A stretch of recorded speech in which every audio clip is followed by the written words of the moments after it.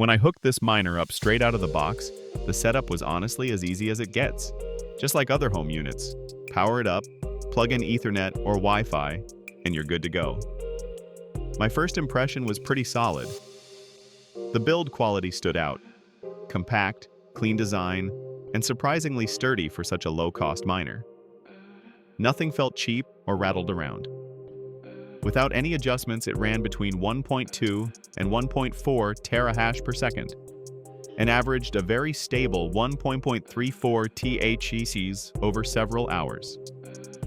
I made a couple quick mods. First, I swapped the stock fan with a Noctua NF-A4X20E PWM12V. It's quieter, and it moves air better. Then, I replaced the thermal paste on both heatsinks with Arctic MX6, a higher quality paste for better heat transfer. To really improve airflow, I took the stock fan and mounted it at the rear using a USB to 4-pin adapter.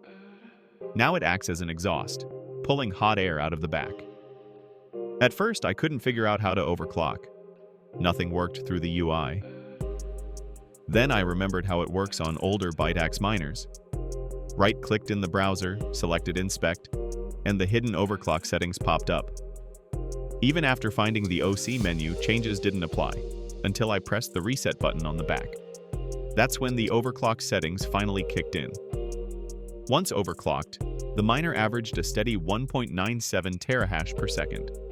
What impressed me most? There were barely any spikes. The hash rate stayed within a 0.03 THz range. My most stable overclock ran at 820 MHz and 1420 mV.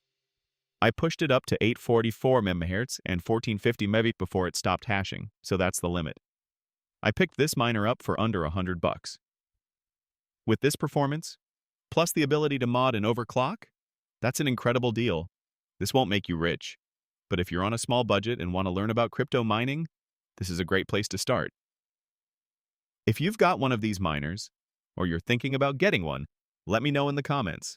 Don't forget to like, subscribe, and hit the bell for more mining gear reviews.